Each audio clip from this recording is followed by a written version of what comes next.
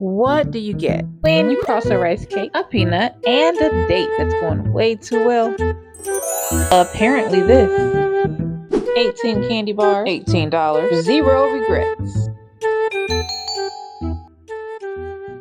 Starting out with a pack of rice cakes. The best part is these are low carb, no sugar, and super low in calories. These are gonna be like almost Snickers, like if they had a healthy cousin. You know, less guilt, same vibe. I'll be using a plethora of ingredients to suit my own weird taste buds. That includes converting these fruits to a puree status and throwing it in the chocolate. Boiled the orange to get it soft, then chucked it in the processor, then chucked in whole strawberries after that. At this point, is this a recipe or a fruit-based identity crisis? I don't know. Anyway, I'm gonna go ahead and melt my chocolate using leftover coconut oil. And if I didn't have that, I sure would use cooking oil. I usually do, and it works just fine. Right here, I am mixing together chocolate and peanut butter because it creates a vibe of like a soft fudge, which I'm using for the base of my orange cream chocolate and strawberry cream chocolate. They're gonna act like a filling inside the candy bar.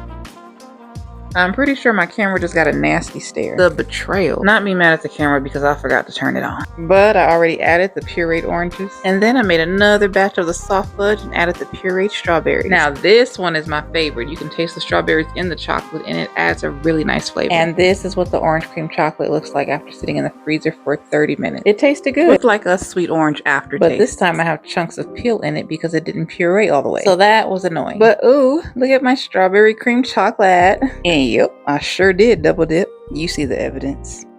But check out the texture. That is like a really smooth fudge. And now for the labor to assemble the candy bars. Clearly these rice cakes are not going to transform themselves into gourmet snacks on their own. Believe me, I waited. Okay, yeah, the more time that goes by, the more I am upset it came out so chunky. This is more like orange zest with commitment issues. But I've come this far, and I'm not about to let a little texture or potential dental hazard stop me. With this one, I want to make an almost Snickers bar. Not quite Snickers, more like Snick-ish, Snicker adjacent.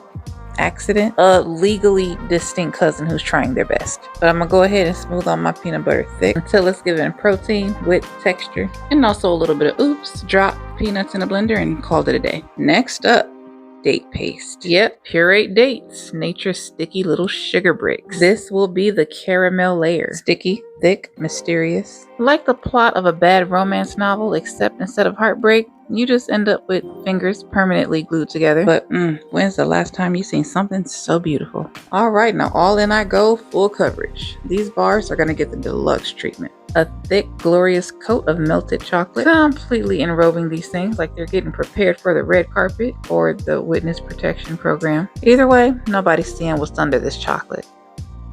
Once they are fully dressed in their cocoa armor, it's garnish time. If I've learned anything at all from baking shows, it's that toppings make everything look at least 42% more intentional. You know, like how when people are doing a dance routine and it's a lot of hair movement in there, you know, hair choreography, and it makes up for the fact that they're not really dancing for real. Yeah, like that. That's what garnish do.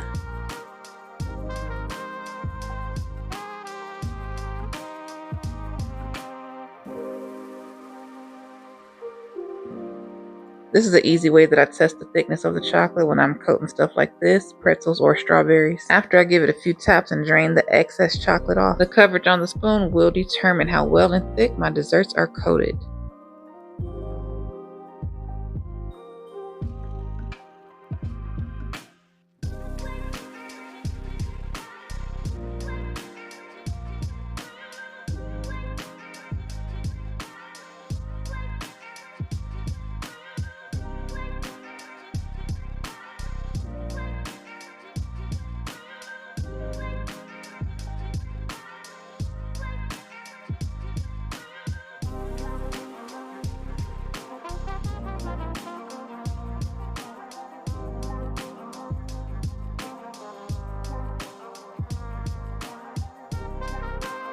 And there you go.